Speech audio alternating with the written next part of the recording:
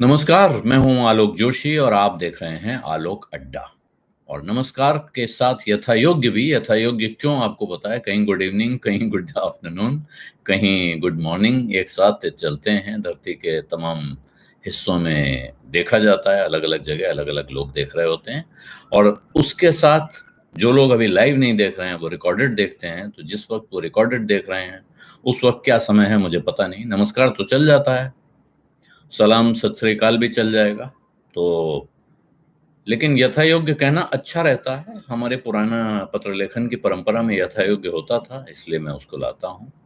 और बात मैंने जैसे कहा कि आज सामाजिक सुरक्षा की आवश्यकता है। और ये वक्त है जब सामाजिक सुरक्षा पर गंभीरता से विचार करने की जरूरत है। हर किसी को एक सहारे की जरूरत है। ऐसे में कौन किसका सहारा बन सकता है? आप बहुत सदाशयता रखते हैं, भलमन साहत रखते हैं, लेकिन आप कितने लोगों का सहारा बन सकते हैं, सवाल ये है। इस पर बात करेंगे। और बात पे आऊं उससे पहले आपसे आग्रह करूंगा एक बार, अगर अभी तक आपने मेरा यूट्यूब चैनल वन आलोक जोशी सब्सक्राइब नहीं किया है तो सब्सक्राइब का बटन दबा दें, साथ में घंटी भी बजा दें, ताकि आपको नए वीडियो आने की या नया लाइव शुरू होने की खबर तत्काल मिल जाया करे। और इस वीडियो को लाइक भी कीजिए, शेयर भी कीजिए अपने मित्रों के साथ। ये लाइक वाली फंडा मैं पहले बोलता नहीं था, लेकिन आजकल इसलिए बोलता हूं कि अनेक कुछ लोग टिप्पणी करने लगे हैं, साथ में वो दिखते हैं कमेंट सुन के कि देख तो 100 लोग रहे हैं लेकिन लाइक 5 नहीं किया है।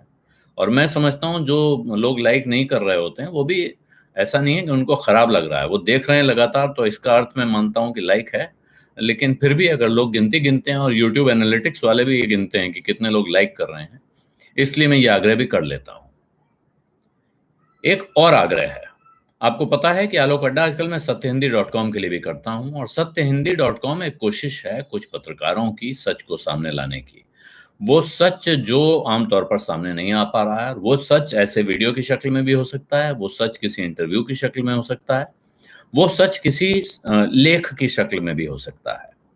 आग्रह सिर्फ इतना है कि उसके लिए जो कंटेंट आपको पसंद आए, जो लेख आपको पसंद आए, जो वीडियो आपको पसंद आए, उसके लिए कुछ भुगतान कीजिए। और भुगतान का लिंक इस वीडियो के डिस्क्रिप्शन बॉक्स में नीचे आपको मिल जाएगा, अगर आप सत्यहिंदी.com पर इसे देख रहे हैं। और उस पर मैं सिर्फ आपसे आग्रह करता हूं, एक बार क्लिक करके देख लीजिए, उसके बाद आगे आपकी इच्छा।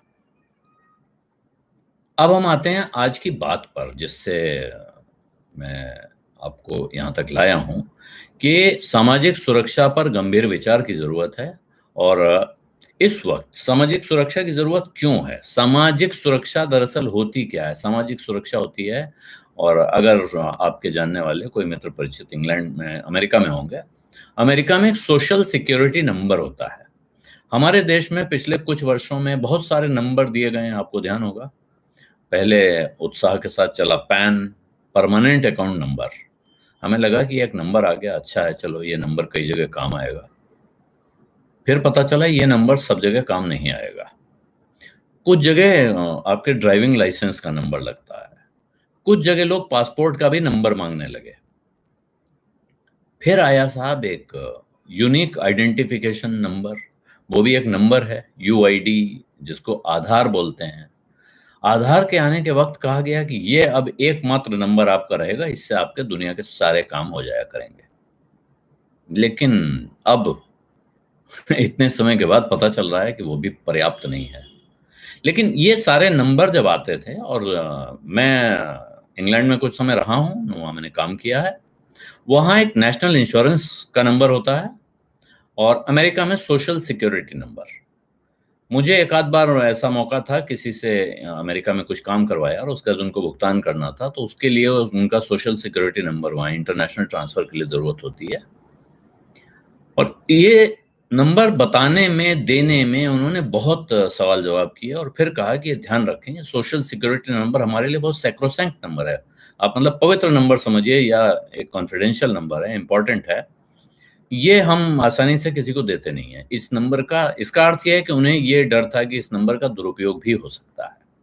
वो एक ही नंबर, अमेरिका में एक ही नंबर मांगा जाता है। और इसी तरह इंग्लैंड में जहां भी आप कहीं काम करें, पैसे रुपए का लेन देन हो, तो वहां सिर्फ एक नंबर मांगा जाता है, वो है आपका नेशनल इंश्योरेंस नंबर।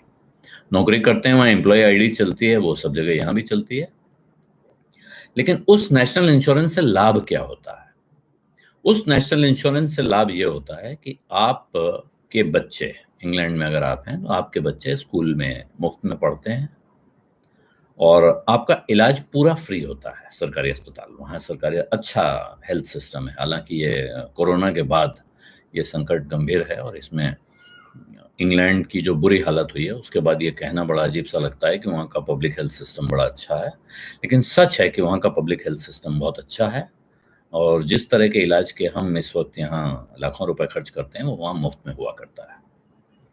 और ख़ास तौर पे अगर वहाँ कोई लड़की, महिला प्रेग्नेंट हो जाए, तो वही एनएचएस आमतौर पे दाँत का, आँख का इलाज, ये दोनों इलाज कवर्ड नहीं है नेशनल हेल्थ स्कीम में। इसके लिए बहुत पैसा खर्च होता है। लोग ख़ास तौर पर दाँतों के इंश्योरेंस कराते हैं अलग से। डेंटल ट्रीटमेंट का इंश्योरेंस करा लेते हैं, क्योंकि डेंटिस्ट के पास जाना और डेंटिस्ट से इलाज करवाना बहुत हेडेक का काम, बहुत सिर दर्द का काम है और बहुत मोटा खर्च उस पे होता है। लेकिन प्रेगनेंसी डिस्कवर होने के साथ, यानी कन्फर्म होने के साथ ही दाँत का इलाज भी फिर फ्री इंश्योरेंस में कवर होने लगता है और जब तक वो बच्चा 1 साल का ना हो जाए, तब तक वो कवर्ड रहता है। ये पूरा एक पीरियड है, तो आप समझ लीजिए, अगर बिल्कुल पक्के समय पे आपने पकड़ लिया, तो लगभग 18 महीने का ये पीरियड है। नहीं, 1 साल 8 महीने, 20 महीने का पीरियड है, जिसमें आप मुफ्त इलाज दाँत का भी करवा सकती हैं महिलाएँ। और अमेरिका में जो सोशल सिक्योरिटी सिस्टम है, वो आपको क्या देता है? वो ये इस वक़्त आप देख रहे हैं कि वहाँ अनएम्प्लॉयमेंट के नंबर, पहले हम लोग कहाँ ध्यान देते थे? ख़ास जो लोग बहुत शेयर बाज़ार में ध्यान रखते हैं, नज़र रखते हैं, इंटरनेशनल इकोनॉमी पे नज़र रखते हैं, वो अमेरिका का payroll, non farm payroll data देखते थे कि वहाँ कब कितने बेरोज़गार हो गए, कितने लोग रोज़गार में हैं। तो ये जो बेरोज़गार लोग हैं, उनको वहाँ जो बेरोज़गारी भत्ता मिलता है, वो उसी को सोशल सिक्योरिटी कहते हैं। जो लोगों से टैक्स लिया जाता है, उसमें से कुछ हिस्सा छाँट कर अलग रखा जाता है इन बेरोज़गारों के लिए और उससे उनको पैसा दिया जाता है। आज की तारीख में तो आप देख रहे हैं तमाम तरह के लोगों को, अब इस वक़्त सभी तो बेरोज़गार हो गए हैं। हम घर बैठ के बहुत सारे लोग वर्क फ्रॉम होम कर रहे हैं, लेकिन बहुत सारे लोग हैं और जितने लोग वर्क फ्रॉम होम कर रहे हैं, कम से इसके 10 गुना लोग होंगे जिनके पास काम नहीं है, कोई काम नहीं है। वो वर्क फ्रॉम होम कर नहीं सकते हैं, वो इच्छा भी रखते हैं और कैपेबल भी हैं, लेकिन उनके लिए कोई काम ऐसा है नहीं जो वो कर सकें। इसके साथ तमाम तरह के फ्रिक्शन शुरू हो गए हैं, ये भी आपने देखा होगा। 3 उदाहरण आज के, एक स्कूल की फीस को लेके झगड़ा। स्कूल की फीस में राजस्थान का एक ऑर्डर आया है कि कहा गया है कि स्कूल ज़बरदस्ती फीस न वसूले। ये सुनने में बड़ा अच्छा लग रहा है और कुछ लोगों ने, सामाजिक कार्यकर्ताओं ने इस पे टिप्पणियाँ की हैं कि साहब ये लूट-खसोट बंद होनी चाहिए। और मध्य वर्ग की तरफ से देखें, माँ-बाप की तरफ से देखें, बच्चों की तरफ से देखें तो सही लगता है, लूट-खसोट बंद होनी चाहिए। स्कूल चल नहीं रहा है तो फीस किस बात की? लेकिन इस पर मुझे अपने बचपन का एक वाक़या याद आता है। जब मैं छोटा था तो जब कहा जाता था जनवरी के बाद शायद फरवरी, मार्च में ऐसा होता था कि 2-2 महीने की फीस ली जाती थी। क्योंकि वो जो 2 महीने छुट्टी होती थी स्कूल में, उस वक़्त की फीस एडवांस ले ली जाती थी। तब मैंने एक बार अपनी माँ से कहा कि भई ये 2 महीने की फीस क्यों लेते हैं लोग? जब उस समय तो छुट्टी होती है, स्कूल में पढ़ाई नहीं होती है। तो कहा गया भई उस स्कूल में टीचर होते हैं, स्कूल का स्टाफ होता है, इनको तनख्वाह दी जाती है, बाकी सारा इंतज़ाम है। तो हम आपकी पढ़ाई तो साल भर की है ना, उस साल भर में बीच में छुट्टी है। जैसे मैं दफ़्तर में नौकरी करता हूँ, अगर मान लीजिए वहाँ 11 महीने काम होता है, 1 महीने की छुट्टी होती है। अब ऑफ़िस वाला कहे कि उस 1 महीने का तो पैसा नहीं मिलेगा। आप 11 महीने जितने दिन काम पे रहोगे, उतने दिन का पैसा। तो फिर हम दिहाड़ी मज़दूर हो गए ना। तो हम खुद तो दिहाड़ी मज़दूर नहीं होना चाहते हैं। लेकिन जहाँ-जहाँ से हमें काम है और जिनको हमें पैसा देना है, उन सबको, वो घर पर काम करने वाले गरीब लोग हों, घर पे काम करने वाली बाई हैं, जिनको अब आजकल लोग गृह सहायिका कह रहे हैं, हमारे होम हेल्पर कह रहे हैं, ऐसे लोग हैं, इनको पैसा देने में बहुत से लोगों की नानी मर रही है। आपने अपने आस-पास पता कर लीजिए। मैं तो अब और ये भी उसकी एक पहलू है कि कुछ लोग हैं जो दे सकते हैं लेकिन नहीं दे रहे हैं। वो कह रहे हैं हाँ दे भाई, 2 महीने दे दिया, 3 महीने दे दिया, कब तक देते रहेंगे?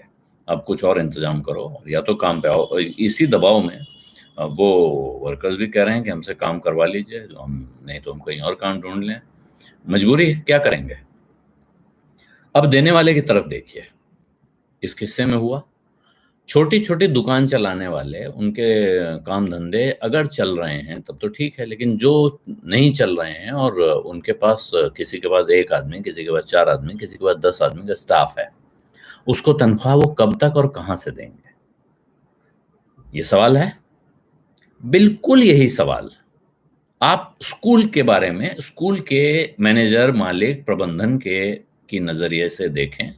आप एक बात कह सकते हैं कि साहब इन्होंने वर्षों कमाया है, बड़ा स्कूल चलाते हैं, इतने साल कमाते रहे, कुछ समय नहीं कमाएंगे तो क्या हो जाएगा। तो ये हो सकता है कहा जाए कि भाई मेरी परिस्थिति नहीं है कि मैं फीस दे पाऊं, तो आप मुझे खास माफी दें।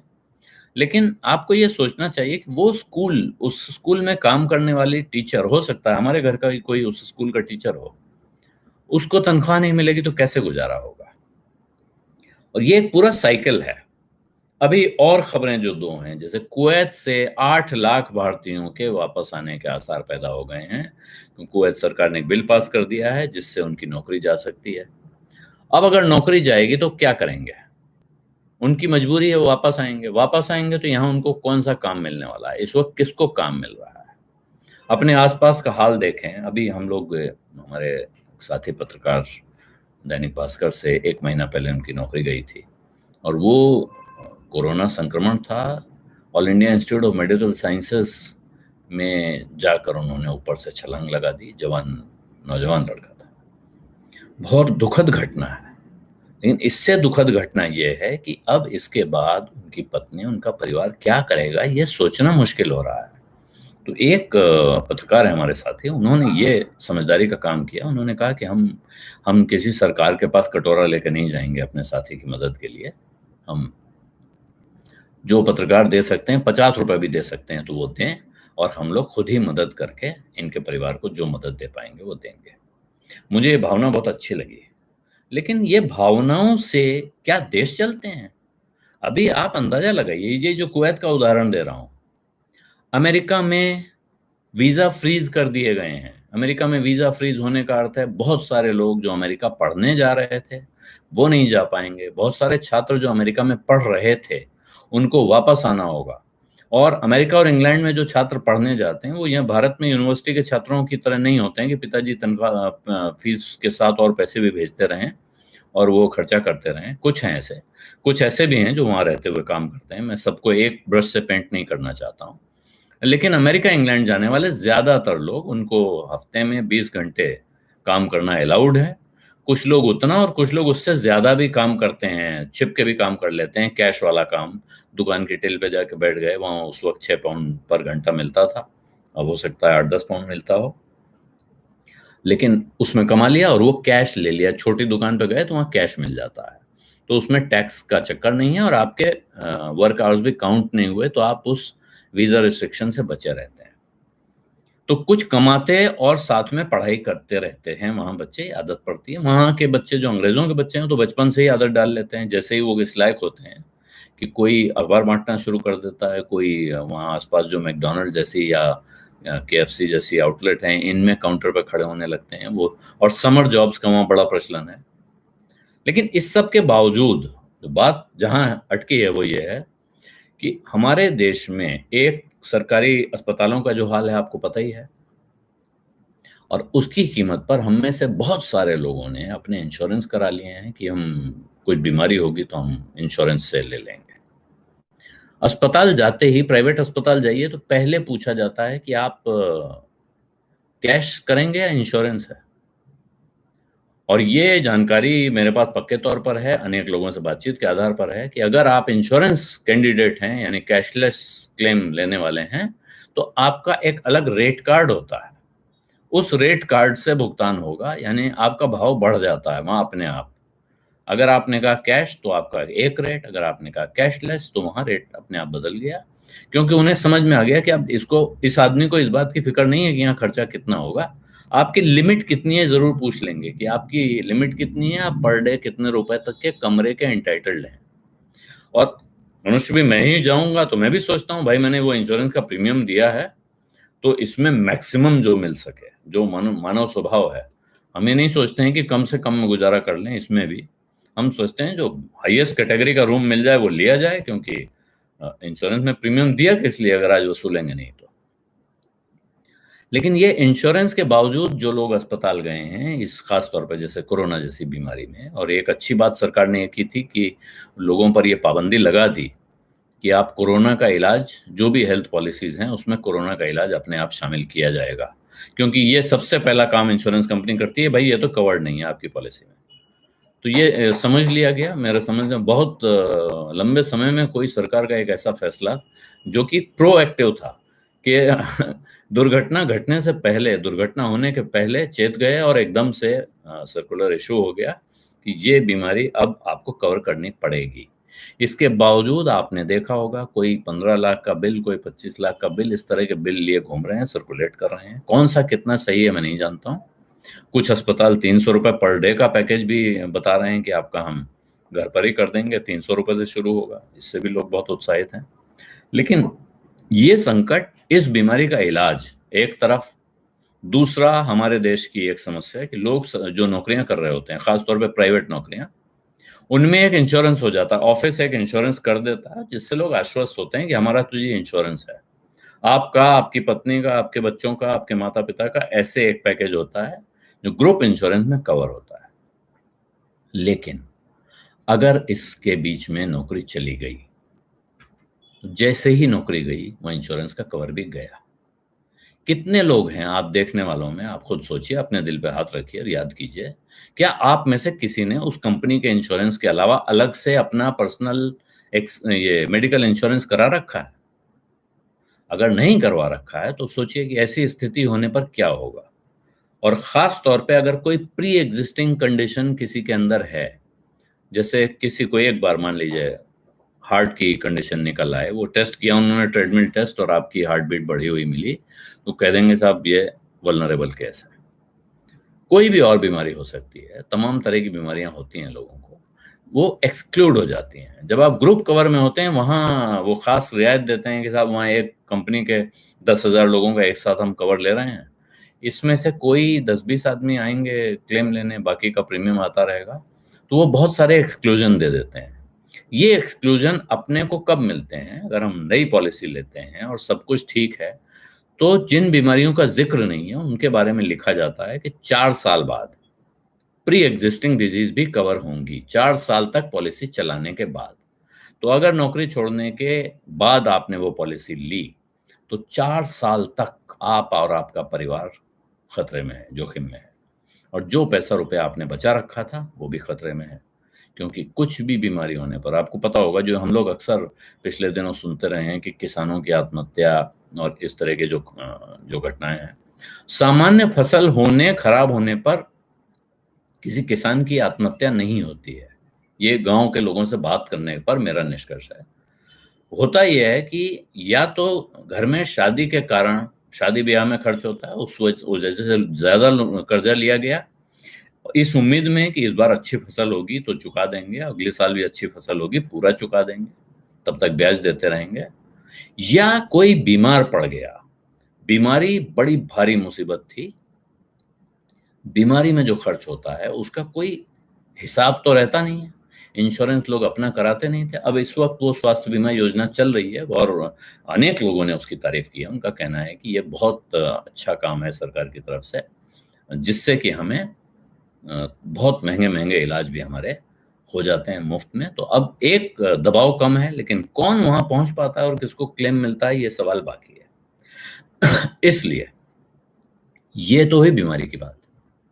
अब अगर नौकरी चली गई, अब जैसे मैंने आपको कहा कि आप स्कूल की फीस नहीं देना चाहते हैं, कुछ स्कूल वाले कुछ समय तक झेलेंगे, फिर वो कहेंगे ठीक है भाई, फिर टीचरों को निकालो, जब इनकी फीस आनी नहीं है, खर्चा है नहीं, पढ़ाई हो नहीं रही है, तो इनको हम कब तक रखेंगे।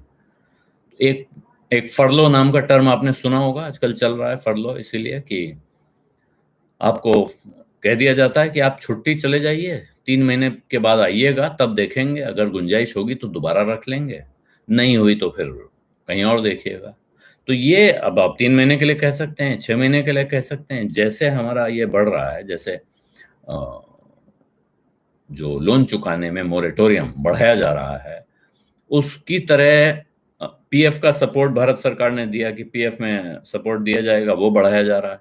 तो ये सारी सुविधाएं तो बढ़ रही हैं, ये जो ऑर्गेनाइज लोग हैं, जो नौकरी में हैं, उनके लिए बढ़ रही हैं। लेकिन जैसे ही किसी के हाथ से काम चला गया, वो रोजगार में नहीं रहा, अब उसके लिए क्या है? हमारे देश में बेरोजगारी भत्ता है नहीं। आंकड़े जरूर आने लगे हैं, उन आंकड़ों पे बहुत सवाल हैं कि आंकड़े सच्चे हैं, झूठे हैं, आते हैं, क्यों आते हैं, क्यों नहीं आते हैं।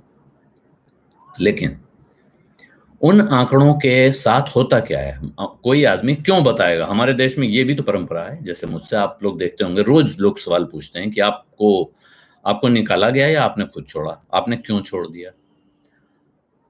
ज्यादातर आदमी ये जानकर मजा लेना चाहता है कि इनको निकाला गया है। कोई भी, आप अपने आस पड़ोस में किसी की नौकरी चली जाए तो पहले पता करते हैं, तो खुद छोड़ दिया कि निकाले गए हैं। निकाले गए सुनते ही आस पड़ोस सबको एक सुख की अनुभूति होती है, और इस सुख की अनुभूति का जो काउंटर प्रोडक्ट है, जो बुरा असर है, वो ये है कि जो इंसान नौकरी से हटाया जाता है, या जो इंसान परेशान होकर नौकरी छोड़ दे या खुशी से भी छोड़ दे, वो किसी से कहना नहीं चाहता है कि मैं कुछ करता नहीं हूं। भले ही उसे पैसे रुपए की जरूरत न हो, तब भी वो ये बताना चाहता है कि मैं कुछ तो करता हूं, कुछ ना कुछ करता रहता हूं, मैं खाली नहीं हूं। सिर्फ रिटायर होने के बाद वाले लोगों को छोड़ दीजिए, रिटायरमेंट के बाद आदमी मान लेता है, या आप बहुत बड़ी संख्या में ऐसे लोगों को देखते होंगे जो रिटायरमेंट के बाद भी पार्ट टाइम जॉब करते हैं। उनमें से कुछ टाइम पास करने के लिए करते हैं, कुछ पैसे की जरूरत पूरी करने के लिए करते हैं, क्योंकि रिटायर होने तक भी वो इतना नहीं बचाया उन्होंने कि उन्हें उसके बाद उससे गुजारा हो सके। तो ये एक संकट है।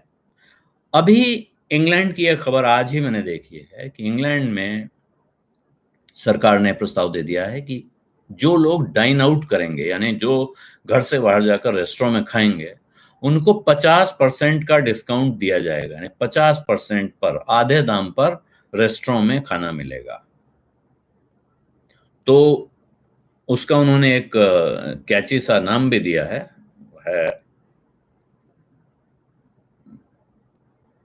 कुछ हेल्प आउट रीच आउट जैसा एक नाम है, ईट आउट हेल्प आउट। कि आप जब बाहर खाएंगे तो उससे, जो हम यहाँ बार बार कह रहे हैं कि गरीब लोगों को पैसा दीजिए उससे इकोनॉमी चलेगी, वहां है कि रेस्टोरेंट के कारोबार में आप निकलेंगे, खाएंगे, और सरकार ने रेस्टोरेंट के बिजनेस पर, खाने पीने के काम चीजों पर वैट भी, वहां वैट लगता है, वहां जीएसटी नहीं लगता है, वैट ही है यूनिवर्सल, वो जीएसटी की तरह हर चीज पे वैट लगता है। वैट को घटाकर 20% से 5% कर दिया है। तो सरकार का कहना है हमने भी कर दिया है और आप भी करिए, और इसको आधा कर दीजिए ताकि लोग घर से निकलें और ये काम करना शुरू कर दें। हमारे यहाँ क्या ये कहा जा रहा है, हमारे यहाँ जो लोग कह रहे हैं उनको, उन पर कुछ लोग फलन हो रहे हैं। मेरा, जैसे मैं बाहर नहीं निकलता हूँ, मैं बहुत से लोगों को कहता हूँ अगर आपका गुजारा बिना बाहर निकले हो जा रहा है तो बिल्कुल मत निकलिए। लेकिन जिनको निकलना पड़ रहा है, मजबूरी है, नहीं हो सकता है, उनके पास खाने को भी नहीं है, तो वो निकलेंगे, तो उनके काम करने के लिए कुछ काम होगा क्या?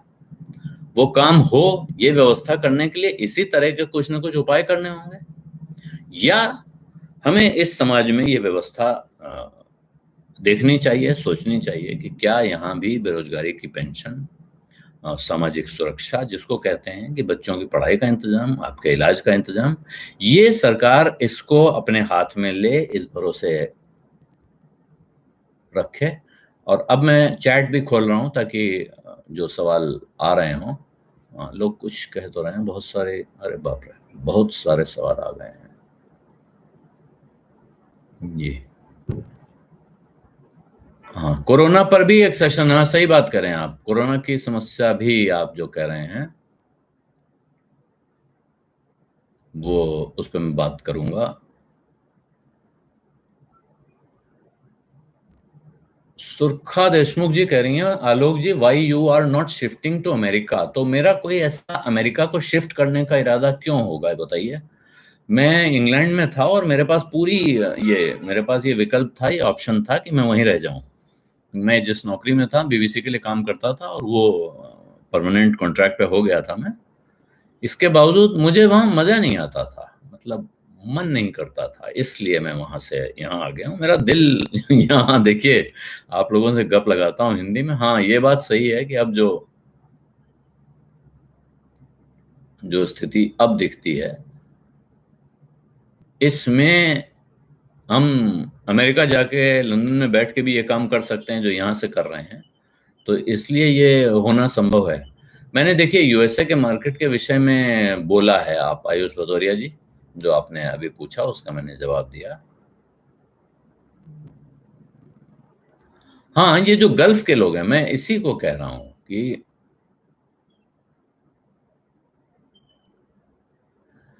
देखिए बीएन रॉय साहब ने कहा है कि मैं वो मेरे इस कमेंट से सहमत नहीं है कि फीस देनी चाहिए। तो मुझे इसमें थोड़ी दिक्कत है। मुझे लगता है देखिए, आप कहिए कि फीस आधा कर दो, कम कर दो, लेकिन कोई व्यवस्था जो चल रही है ना उसको चलाना तो पड़ेगा। और आप खास बात ये देखिए, सही बात कर रहे हैं, नीचे सीमा अग्रवाल की एक टिप्पणी है, लखनऊ में तो दुकानदारों को सीवर और वाटर टैक्स का पिछले 10 साल का रिवीजन करके नगर निगम की तरफ से नोटिस भेजे जा रहे हैं। तो सरकार, आप देख लीजिए कि सरकार खुद वसूली का कोई एवेन्यू छोड़ नहीं रही है। वो तो पूरा दम लगाए हुए है कि यहां से वहां से जहां से मिले वहां से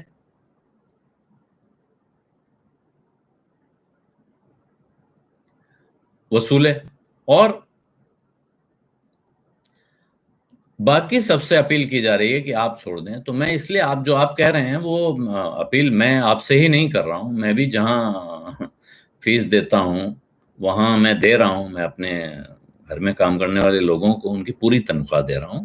अभी तक मेरी क्षमता है कि मैं दे सकता हूं, तो जब तक दे पाऊंगा दूंगा।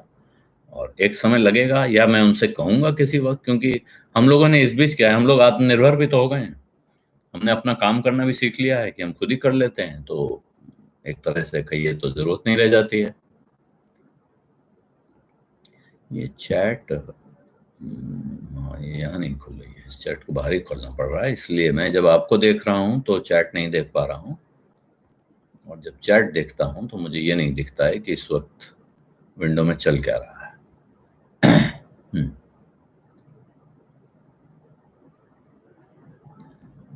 हाँ, ये बात सही है आप कह रहे हैं। और ये जो कह रहे हैं मोहन रामदेव जी, आपका बिल्कुल सही विचार है। मैं जल्दी कोशिश करूंगा कि ये करूं। मैं आज आज भी सोच रहा था, लेकिन आज मैं किसी और काम में थोड़ा उलझ गया, इसलिए नहीं कर पाया। मैं, ये सही बात आपने कही है कि मैं अगर 10 टॉप हेडलाइंस पे चर्चा कर लूं पहले, और उसके बाद आऊं, तब फिर हम उस पर बात कर लेंगे। तो हमको ये देखिए, ये हम लोगों को, मैं इसीलिए मैंने कहा, देखिए सबको सहारे की जरूरत है। मैं लाख कहूँ, आप में से बहुत लोग कहते हैं कि आपने तो बहुत कमाया है और 30 साल नौकरी की बचा लिया। ठीक है, मैंने आपको बताया होगा पहले भी कि क्योंकि मेरी ज़रूरत बहुत कम रह गई है, मैं बहुत खर्चे बहुत कम करता हूँ, बहुत ख़ास रिक्वायरमेंट नहीं है, इसलिए चल जाता है। अगर मैं बहुत अनाप-शनाप खर्च करता होता तो शायद मेरे लिए मुश्किल हो जाती बड़ी। लेकिन शायद इसीलिए मैं ये कर रहा हूँ। अब आप लोग एक सवाल को एक ही बार रखेंगे तो मैं जवाब दूंगा। आप एक ही सवाल को 28 बार पूछेंगे तो फिर मुश्किल होगी, ढूंढना भी मुश्किल हो जाता है। तो पहले अब मैं एक बात करूंगा आज के मार्केट पर। मार्केट की चर्चा के साथ एक बात आ गई है, और वो जरा खतरनाक बात है। इसलिए, और खास हमारे कई मित्र इस बात पे नाराज होते हैं कि आप बाजार पे तो बात करते नहीं है, अब मैं चल रहा हूँ, आप यहाँ से अब निकलते हैं हम लोग, आप बाजार के बारे में बात नहीं करने वाले हैं। और फ्रैंकलिन अल्ट्रा फंड की देखिए, जिनके पास, जिनका पैसा उसमें है, वो तो वापस मिलना चाहिए। अभी तक की कुछ पैसा उनको कहीं से मिल गया है, तो धीरे धीरे वो पैसा बांटा जाएगा, ये तय है, इसमें कोई शक नहीं है। लेकिन कब मिलेगा और कितना मिलेगा, ये इसमें शक है। इसीलिए, और वो कंपनी ने, देखिए हो सकता है आपको, क्योंकि आपका पैसा उस फंड लगा हुआ है, इसलिए आपको तकलीफ हो रही होगी ज्यादा। लेकिन उस कंपनी ने जो समझदारी की है उससे आपकी ही बचत हुई है। अगर वो ये फंड बंद नहीं करती इस तरह, तो और सयाने लोग अपना पैसा निकाल के ले गए होते, अंत में आपके फंड की वैल्यू जीरो हो जाती, और उस समय आपके पास मिलने की उम्मीद भी नहीं रहती कहीं से। इसलिए कंपनी ने एक सही समय पे ब्रेक लगाकर फंड बंद कर दिया। तो भागते भूत की लंगोटी सही टाइप का मामला है। लेकिन वो कंपनी एक हद तक पैसा निकाल पाएगी, और उस पैसे को वो अपने जो यूनिट होल्डर्स हैं उनमें बांटेगी। हालांकि ये किस्सा अभी सेबी के पास भी है और इस पर तरह तरह के विवाद चल रहे हैं। तो इस विवाद पर हम चर्चा कर लेंगे, बाद में ढूंढेंगे थोड़ा और क्या है इस पे, डिटेल पे चलूंगा, किसी को ढूंढ के लाऊंगा। लेकिन आज जो बात कर रहा हूं, देखिए ये जो जून महीने का म्यूचुअल फंड फ्लो का स्टेटमेंट आया है, नेट इनफ्लो है जून में 7,266 करोड़ रुपए, एयूएम 25,48,848 करोड़, 25 लाख करोड़ से ऊपर का एयूएम है, और 9 करोड़ 15 लाख फोलियोज हैं, और एसआईपी से जो पैसा आया है, एसआईपी इनफ्लो है 7,927 करोड़ रुपए। अब इसमें जो समझने वाली बात है वो क्या है, इक्विटी इनफ्लो, इक्विटी में सिर्फ 250 करोड़ रुपए आए हैं, जो पिछले 3 महीने के एवरेज से 97% कम है। इसको आप 97% तो शिष्टाचार में कह रहे हैं, एक तरह से ये जीरो पर ही मान लें आप इसको, कि करीब करीब नहीं आया है। 97% का मतलब 100 में 3 बचा। तो ये, और उधर डेट इनफ्लो, ये जो इक्विटी वाला आंकड़ा है, ये मल्टी ईयर लो है, कई साल में सबसे कम पैसा इक्विटी म्यूचुअल फंड में गया है। ये 2014-15 में किसी समय इस तरह का एक आंकड़ा आया था। हाइब्रिड फंड में 356 करोड़ रुपए आए हैं, ये भी 3 महीने का लो है। लेकिन और एसआईपी इनफ्लो जो हैं वो भी गिरे हैं, एसआईपी बंद हो रही हैं। इसका अर्थ साफ ये है कि एसआईपी बंद हो रही हैं, और ये पहली बार 18 महीने में पहली बार एसआईपी का आंकड़ा 8,000 करोड़ से नीचे आया है। और दूसरी तरफ डेट का जो इनफ्लो है वो 1,677 करोड़ रुपए है, और ये पिछले 15 महीने में, यानी लगभग सवा साल में सबसे हाई है, हद से ऊपर पहुंचा है।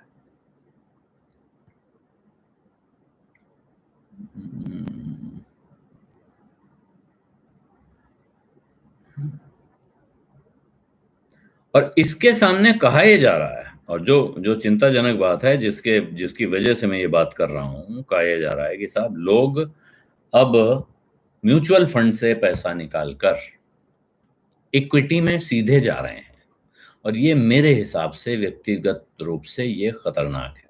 खास तौर पर ये खतरनाक है, ये करना नहीं चाहिए। हालांकि वॉल्यूम को लेकर मैं मुझे थोड़ा अभी भी शक है कि ये रिटेल इन्वेस्टर का पैसा जा रहा है या ये पैसा बाहर से, देखिए फॉरेन इन्वेस्टर का पैसा आ रहा है, ये समझिए। जो लोग कह रहे हैं बाजार क्यों भाग रहा है, तो एफआईआई पैसा आ रहा है, उसकी वजह ये है कि अमेरिका में नोट छप रहे हैं और वो पैसा वहां भी लग रहा है बाजार में और यहां भी आ रहा है। और यहां की जो स्थिति है वो ये है कि आदमी 1 महीना 2 महीना 3 महीना झेल गया, उसने बचत से खा लिया, अपनी एसआईपी भी चलाता रहा, लेकिन अब बर्दाश्त के बाहर हो रहा है लोगों का। तो वो क्या कर रहे हैं, वो एसआईपी बंद कर रहे हैं। मैं क्या करता हूं ऐसे में, आपको ये भी मैं बता दूं कि जैसे मैंने अपना काफी, और ये मैं 2 दिन पहले कहा था आप लोगों को, अगर याद हो किसी साथी को, मैंने कहा था कि मैं अब सोच रहा हूं कि बेच दूं। तो मैंने काफी कुछ बेच दिया, जो मेरा पोर्टफोलियो था उसका मैं काफी बड़ा हिस्सा बेच चुका हूं। मैंने वो इक्विटी और म्यूचुअल फंड दोनों का।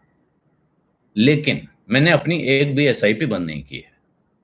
मैं अपना पैसा निकाल के लाया हूं और एसआईपी चालू है। एसआईपी अगर बाजार गिरेगा तब भी, और एसआईपी बाजार चढ़ेगा तब भी, मुझे पूरी उम्मीद है कि मैं अगले 5-7 साल में उसमें से फायदे में रहूंगा, और अच्छे फायदे में रहूंगा। तो इसलिए मैं एसआईपी बंद नहीं कर रहा हूं। वरना क्या है, आप पैसा वहां छोड़ दें, सोचेंगे नहीं फंड कैसे निकाल लें, एसआईपी को बंद कर देते हैं। फंड निकाल लेना क्यों, और फंड निकाल लेना क्यों ये समय बाजार नीचे गिरा था, वहां से 30% वापस रिट्रेस होके वहां पहुंच गया जहां से गिरना शुरू हुआ था। तो जब वहां आपका गिरा हुआ था तो आप चिंतित थे। जब इस समय बढ़ा हुआ है तो ये दोबारा मौका दे रहा है आपको।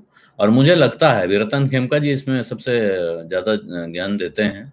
वो बताएंगे कि आप इस वक्त अगर पैसा निकाल के रखेंगे और बाजार गिरेगा जिसका डर मुझे लग रहा है, उस समय भी मैंने कहा था कि भारी मुझे ये डर लग रहा है कि जब रिजल्ट आएगा, और नहीं तो रिजल्ट के साथ, नहीं तो रिजल्ट के बाद अचानक बाजार में तेज गिरावट आने की आशंका है।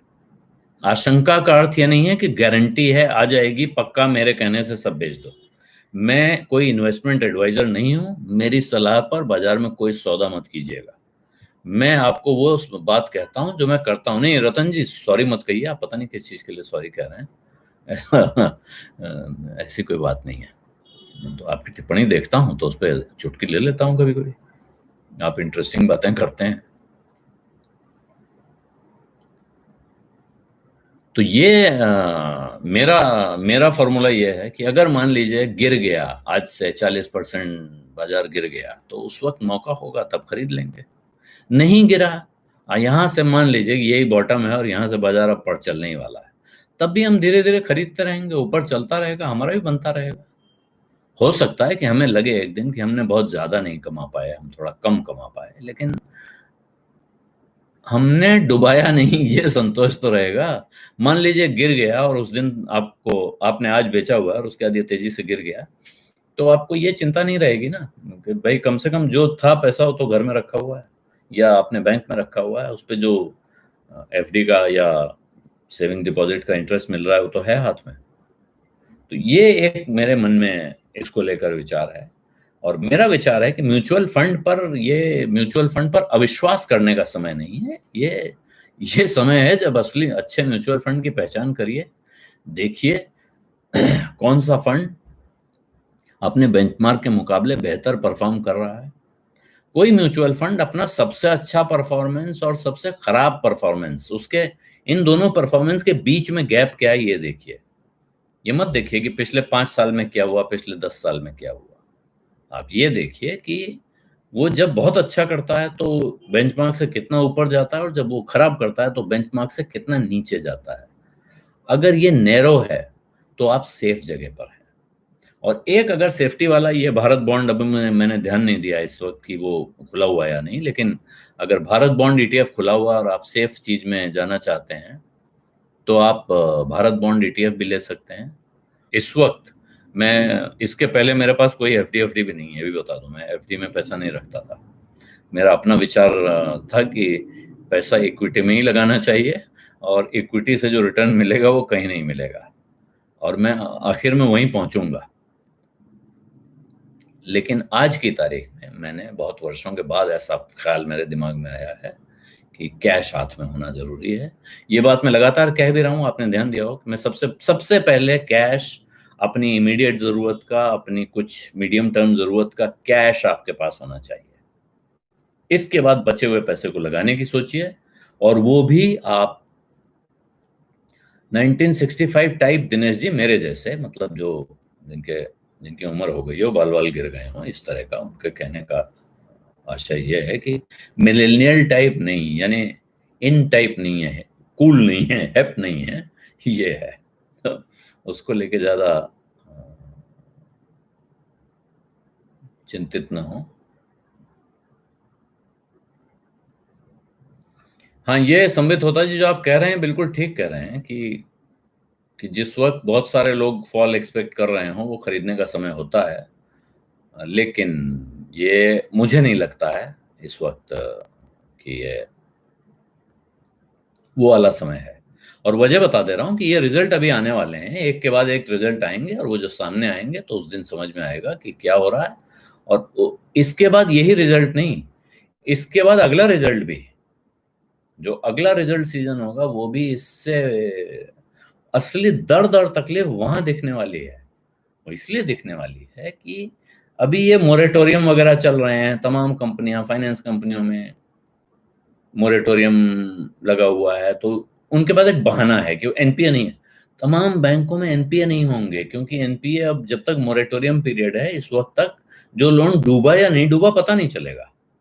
पिछले कई वर्षों की मेहनत के बाद बैंकिंग अकाउंटेंसी में ये सिस्टम आया था कि 1 महीने के अंदर एनपीए बता देना होता था, डिक्लेयर करना होता था। अब आपको अचानक या 6-7 महीने का, 8 महीने का पीरियड मिल गया, तो उसके बाद कौन कितना पका हुआ घाव है, जब वो घाव खुलेंगे तब पता चलेगा। इसलिए मुझे मुझे ऐसा लगता है कि उस वक्त और तकलीफ दिखाई पड़ेगी। फिर अभी ये सही बात है कि ये चीन में क्या कांड चल रहा है चीन भारत के बीच में, हमें पता नहीं है। और कोरोना कोरोना की वैक्सीन की कहानी आप सब देख चुके हैं कि साहब 15 अगस्त को लॉन्च हो जाएगी। ये कहानी ये है कि हमने पहले उद्घाटन की तारीख तय कर ली है, उसके बाद जमीन ढूंढनी शुरू की है कि कहां पर वो इमारत बनेगी जिसका उद्घाटन होना है। ये जरा खतरनाक बात है। 15 अगस्त की तारीख दे देना ये समझदारी का काम नहीं है। और इसीलिए देखिए रेमिटेंस, अब देखिए संबित होता जी कह रहे हैं कि it's not in Kuwait today in my place cabinet decided 60% local should replace expats. Every company has to be 60% local, not overnight, but this is on the pipeline in 6 years. तो ये सही है। मैं ये बात पहले भी कह चुका हूं कि ये तमाम जगह ये होगा। जब आपके पास अपने खाने को नहीं होगा, आप पड़ोसी को कैसे खिलाएंगे? अगर मकान मालिक, दुकान मालिक को खुद पैसा कमाई नहीं हो रही है, नौकर कितने रख पाएगा? कहेगा भाई 3 आदमी कम करो, मैं ही ज्यादा काम कर लूंगा, वैसे भी काम आधा हो गया है। क्या? इसी तरह मकान मालिक के खुद के खाने का जुगाड़ नहीं होगा तो किराएदार से पैसा कैसे नहीं लेगा? जो बहुत समझदार लोग हैं, अगर आप ध्यान दीजिए तो वो उन्होंने अभी कर दिया है। और मेरी जानकारी में ऐसे कई हैं यहाँ मुंबई में जिन्होंने फोन किया और कहा कि किराया हम ऐसा करते हैं कि फिलहाल आधा कर देते हैं, क्योंकि उनके बहुत सारे बिजनेस हैं। वो इन्वेस्टर हैं, 20-20 फ्लैट ले रखे हैं। उन्हें समझ में आ गया कि मार्केट कहाँ जा रहा है, वो तुरंत सबसे पहले रिएक्ट कर गए। जिस बेचारे ने एक घर ले रखा है वो सोचता है इसी से पैसा आएगा, फिर ईएमआई दूंगा या इससे अपने घर में कुछ खर्चा करूंगा। वो आखिरी समय तक अटका रहेगा। इस चक्कर में किराएदार उस घर को छोड़ के भागेंगे और उस घर में जाएंगे जिस घर का किराया आधा है। इसमें 2-4 महीने ये भाई साहब किराए का भी नुकसान कराएंगे, और किराए के नुकसान के बाद जब इन्हें समझ में आएगा तब फिर इन्हें कम रेट पर देना भी पड़ेगा। तो वो प्याज जूता और जुर्माना वाली कहानी हो जाएगी। अनेक जगह देखिए, बिहार के 5 जिलों में या और जगहों में भी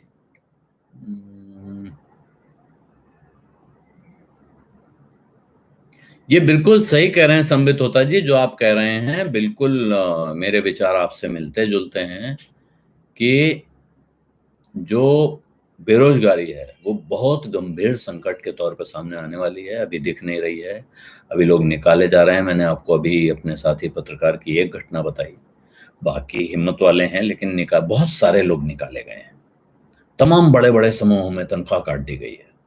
अब सोचिए ना, ये जो एसआईपी में गिरावट आने के कारण क्या हो सकते हैं, इस पर सिर्फ एक चीज पर सोचना शुरू कीजिए और एक कागज पर आप नोट करिए क्या क्या हो सकते हैं। तो आपको इस समस्या के 50 आयाम दिखेंगे और आपको ये समझ में आएगा कि कितनी तरह की के कष्ट इस वक्त सिस्टम में है और कितनी तरह से लोग परेशान हैं और उन सबको मदद की जरूरत है। इसलिए मैं कह रहा हूं ये वक्त है सोचने का। और खास तौर पे आज की जो समस्या एक और बड़ी है, हम लोग पॉलिटिक्स पे बात करते हैं। अभी किसी ने कहा विकास दुबे पे बात करिए। अब क्या विकास दुबे पे क्या बात करूं?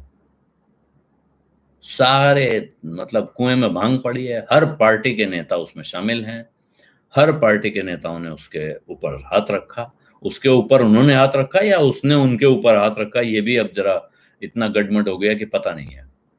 2001 में जो उसने हत्या की थी, एक संतोष शुक्ला दर्जा प्राप्त राज्य मंत्री थे, थाने के अंदर बैठकर हत्या की गई और थानेदार भाग गए थाना छोड़ के डर के मारे। बजाय इसके कि वो पकड़ें, कोई कार्रवाई करें, थानेदार और पुलिस वाले थाना छोड़कर भाग गए और एक मिनिस्टर रैंक के आदमी की हत्या हो गई। उस वक्त राजनाथ सिंह उत्तर प्रदेश के मुख्यमंत्री थे। सवाल बहुत सारे उठ रहे हैं और आज जो जितने लोग आप देखिए, एक से एक वीर लोग हैं, वो पूछ रहे हैं समाजवादी पार्टी ने किया, बसपा ने क्या किया। वो तो भाई समाजवादी पार्टी तो गुंडा पार्टी के रूप में मशहूर थी, लेकिन आपकी सरकार आए 3 साल हो गए हैं, आपकी सरकार को नहीं दिखा ये गुंडा। गुंडा क्या है, तो पूरी तरह आतंकवादी इसको कहा जा रहा है और मेरी समझ से गलत नहीं कहा जा रहा है। ये किस आतंकवादी से कम है? इसके बाद भी हुआ क्या, 8 पुलिस वाले मारे गए और 2 और उसमें उनकी जान जा चुकी, 10 हो गए कुल। पुलिस ने उसके बाद क्या किया, जो कांड किया है, पुलिस गई बुलडोजर लेके उसका घर गिरा दिया। ये कौन सा लॉ एंड ऑर्डर का नमूना है कि आप जाएंगे और घर गिरा देंगे? ये तो गुंडे का जवाब गुंडे ही से देना है। तो क्या गुंडा राज चला रहे हैं? क्या गुंडा राज चलाने का इरादा है? ये इतना, मैं विकास दुबे पे इतनी ही बात कर रहा हूं। बाकी अब कहा जा रहा है कि साहब कोशिश पूरे दम लगा के होगी कि विकास दुबे को पकड़ा जाए, उसको उड़ा दिया जाए, एनकाउंटर हो जाए। आज की खबर शाम को नोएडा में जो फिल्म सिटी इलाका है, जहां तमाम न्यूज टेलीविजन स्टूडियोज के चैनल्स के स्टूडियो हैं, वहां भारी पुलिस तैनात है कि ये विकास दुबे, उन्हें डर है विकास दुबे आकर किसी टीवी चैनल के स्टूडियो में बैठ जाएगा और वहां वो लाइव हो जाएगा, और उसके बाद अगर हम वहां जाकर गिरफ्तार भी करेंगे तो वो टेलीविजन कैमरों पर गिरफ्तार होगा, तो फिर उसको जिंदा रखना हमारी मजबूरी हो जाएगी। और पुलिस वाले कैसे उत्तर प्रदेश में या और राज्यों में लोगों को मारते रहे हैं एनकाउंटर के नाम पर, इसके तो अनेक उदाहरण हैं। अभी हाल आपको घटना याद होगी हैदराबाद वाली, 4 पुलिस वाले, 4 उन अपराधियों को पुलिस वाले ले गए, अभियुक्तों को, और लोकेशन को क्या कहते हैं उसको, क्राइम री एनेक्ट करने की घटना कैसे हुई, इसको ये री एनेक्शन पहले क्राइम सीरियल बनाने वाले करते थे, अब पुलिस खुद करने लगी है। वो री एनेक्ट करने, रिक्रिएट करने ले गए थे, और वहां ले गए और वहां उनको उड़ा दिया और कहा कि भाग रहे थे। और हैरत की बात यह है कि समाज में बड़ी तारीफ हुई, बहुत तालियां बजी कि पुलिस ने बड़ा गजब का काम कर दिया। इससे आप कहां पहुंचते हैं? इससे आप समस्या की तीसरी तह में पहुंचते हैं, वो है जुडिशरी। अदालत में फैसलों, सुनवाई होने में, फैसला होने में, इंसाफ में इतना वक्त लग जाता है कि उस वक्त तक वो गुंडा उस कांड से जुड़े सब लोगों को साफ कर देता है। और जिन लोगों ने विकास दुबे के साथ बैठकर, जिसको तमाम लोग विकास यादव कह रहे हैं, क्यों कह रहे हैं मैं नहीं समझ पा रहा हूं, लेकिन ये दिखाता है कि जो लोग बोल रहे हैं क्या उनके मुंह से विकास यादव निकलता है, फिर कहते हैं नहीं सॉरी विकास दुबे। ये अनेक जगह हो चुका है। तो उस विकास दुबे के साथ जो 20-25 लोग थे जिन्होंने पुलिस पर गोलियां चलाई, उनके अंदर इतनी हिम्मत। मैं जानता हूं गुंडे बदमाशों में पुलिस का कितना डर होता है। वो पैसा देके खरीद लें, उनको से अपनी चाकरी करवाएं, अलग बात होती है, लेकिन पुलिस वाले पर हमला करना गुंडों में लगभग जिसे कहते हैं कुफ्र, अक्षम्य अपराध माना जाता है। बाकी सारे गुंडे बदमाश कहते हैं दिमाग खराब हो गया, पूरी फौज हमारे पीछे लग जाएगी और हमको कॉकरोच की तरह घसीट घसीट के मारा जाएगा। तो ये काम कभी मत करना, पुलिस वाले पे हाथ मत उठाना, मतलब पुलिस वाले पे गोली मत चलाना। हाथ उठाना, मारपीट करना टाइप तो अब गुंडे में जो ये हो जाता है, कभी दिमाग गर्म वाला कहानी अलग है, लेकिन पुलिस पर इस तरह का हमला, बिल्कुल जैसे कि वो आप समझिए कि सीमा पे गए हों। चारों तरफ से वहां घात लगा के लोग बैठे हुए थे, घेर कर मारा। उसके बाद वहीं उनका अंतिम संस्कार करने की तैयारी थी। अगर दूसरी बड़ी पुलिस पार्टी नहीं आ जाती तो शायद इनको सबूत जुटाने मुश्किल हो जाते कि यहाँ पुलिस वाले गए थे और उनकी हत्या हुई है। वो इस बात की तैयारी में लगे थे वो गुंडे वहां। तो आप इसमें, और इसके बाद टॉप प्लेयर अभी तक कोई नहीं खोल रहा है। कितना वक्त लगता है कॉल रिकॉर्ड निकालने में? और ये चैलेंज कहा जा रहा है कि 2 साल का कॉल रिकॉर्ड निकलवाइए उसका टेलीकॉम कंपनियों से, और ये सिर्फ बताइए कि उसने किस किस से और कितनी कितनी बात की है। अब ये रिकॉर्ड निकालने में समस्या ये है कि जो इस वक्त सरकार है उसके मंत्री भी उसके सरपरस्त हैं, जो पिछली सरकार थी उसके मंत्री भी उसके सरपरस्त थे। पिछली कई सरकारें आई और गई हैं उत्तर प्रदेश में, और ये विकास दुबे इसी अंदाज में वहां अपना चौड़ा होकर घूमता रहा है। ये हवा में थोड़े हुआ है, हर तरफ से उसके सिर पे हाथ रहा है। और दूसरा जो मैं बात कह रहा हूं, एक चीज जिससे मैं अब खत्म करूंगा, उस पर ध्यान दीजिएगा। उससे पहले एक बार मैं आपसे आग्रह करूंगा फिर से कि इस वीडियो के लिंक अपने मित्रों परिचितों के साथ जरूर शेयर करें।